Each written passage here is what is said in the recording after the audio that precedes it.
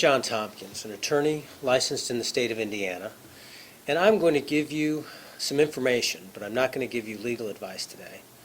And what I'm going to talk to you about is what to expect while your criminal case is pending.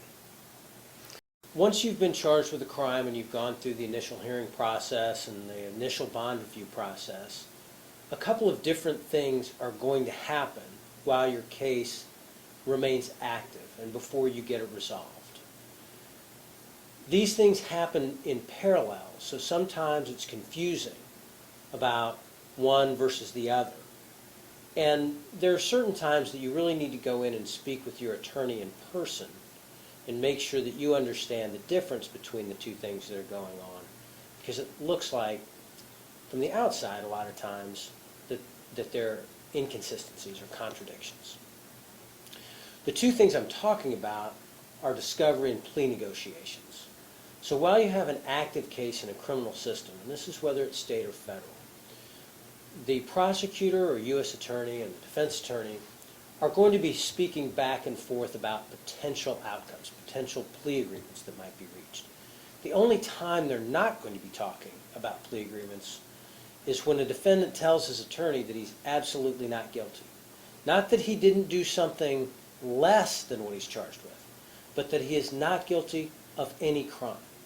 The reason there won't be any plea negotiations in this kind of case is because an attorney cannot plea a person guilty if they are, in fact, not guilty.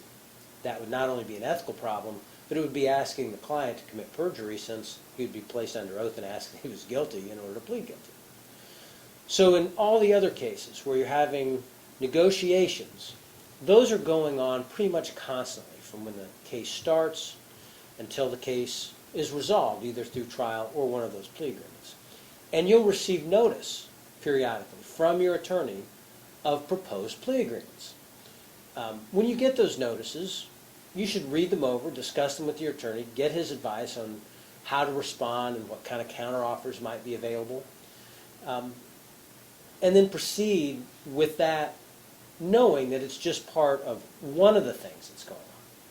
The second thing that's going on is discovery and trial prep. So even though your attorney may be talking to the prosecutor, trying to see if there's an agreement that can be reached, he's also trying to get ready for the trial. So he may be preparing motions to suppress, or he may be preparing discovery documents and requests and sending out subpoenas, maybe conducting depositions or taking witness statements from people you want him to talk to. Those are all things that are inconsistent with pleading guilty, but they're essential in prepping for trial. The way they go hand in hand is this. If your attorney's not getting ready for trial and he hands you a plea agreement, you know he's not getting ready for trial, and you may think that your only option is to take a plea because your attorney isn't getting ready for trial. So your attorney has to do both. And so occasionally you may see him say, well, look, I want some money to do a deposition, or we're going to have to take some time to get some lab results back to see if I can suppress them. And the very same meeting, he'll give you a plea agreement that says, here, you could plead guilty and get this whole thing resolved. That's not inconsistent. That's simply happening at the same time, and you need to consider both separately, but in time they overlap. So all these are reasons that you need to talk to your attorney fairly regularly, and particularly when you see these types of inconsistencies, resolve them in your mind by having a discussion with your attorney to keep them straight. Now, something else is going on while all these things are happening between your attorney, yourself, and your attorney and the prosecutor. And that is, the court is having hearings. So what are all those? Well, first you had your initial hearing. I mentioned that. That's simply where you appear in front of a judge. You may not have even had a lawyer at that time, and you're told what you're charged with and what the penalties are. After that, you're going to have a series of pretrials. Different courts handle pretrials in different ways. Some courts, it's just the attorneys. Other courts, the defendant has to show up for every single pretrial. Other courts, the defendant is expected there but can be excused relatively easily. Pretrials are simply administrative events because all those negotiations and all that discovery that I talked about, the judge doesn't have any idea what's going on there. He's not included in those meetings. So every once in a while he wants the lawyers to come in and tell him how it's going. Is the case resolved? Do we need a trial date? Do we need a hearing date? Is it going to be a hearing on a motion to suppress? Is it going to be a hearing on a potential expert witness? So that's the administrative side. That's a pretrial. You may go in, sit down for 5 or 10 minutes, sign a piece of paper that showed you were there, and then leave with a new date. That's a pretrial. Final pretrials. What are final pretrials? Well, don't be fooled, they're not final. Final pretrial is what lawyers call the last pretrial before your next scheduled trial date. Now, sometimes you go into a final pretrial and you confirm for trial, and then your next date is the actual trial. Other days, you go in for a final pretrial and you find out there are 10 people ahead of you in line for the same trial date, and so you get a new final pretrial and trial date. In other words, final doesn't necessarily mean final. It means we're going to see if we're going to trial this time around or if we have to wait our turn. So that's a final pretrial versus a pretrial. Finally, there are evidentiary hearings. Evidentiary hearings can be where you're presenting proposed witnesses and trying to have the judge make a determination on whether their testimony is relevant, whether it qualifies as expert or skilled witness testimony, some technical questions.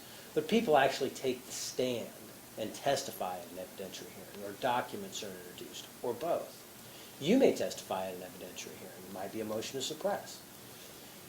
That you have to be at. All judges anywhere are going to want you there to hear what's going on. It's a significant event in your case, and you need to be aware of it. Those are dates that will take longer than a normal pretrial. Pretrial might take 10, 15 minutes. An evidentiary hearing could take literally all day or half a day. So evidentiary hearing, pretrial, final pretrial, and then of course your trial date. That varies a little bit on whether you're having a bench trial or jury trial, but I think everybody kind of understands what a trial date is. If you don't resolve your case via a trial, then it will either be dismissed, usually unlikely, and usually through some kind of diversion agreement, or you'll enter into a plea agreement. And I'm back to why it's so important that you have meetings with your attorney when you receive those plea offers from the state, and you discuss how you want to respond and counter those offers. How long does all this take? Depends a little bit on the type of the case. A misdemeanor case could be resolved in as little as 3 to 4 months. If there's blood work, say, with an OWI involved, or if there are out-of-state witnesses, that misdemeanor case might take 6 to 12 months. Most felony cases, at least 9 months, and they can take significantly longer if there are things like DNA or forensics that need to be dealt with. Regardless, the point I'm making is you're going to be in the process for a while, so it's important for you to understand kind of what the process looks like and how important it is for you to every once in a while, I don't mean every other day, but maybe once a week, call in and check with your attorney. Once a month, have a telephone conference or an in-person conference with them, and just make sure you're tracking how your case is going. Anyway, this is John Tompkins here in Indiana, where I'm licensed to practice law, with some information, not advice. Of course, I got to say that. I hope it was helpful. If you've got other questions or other topics you would like me to explain, please make a comment, let me know what they are, and I'll try to address them in a future video. Thank you again.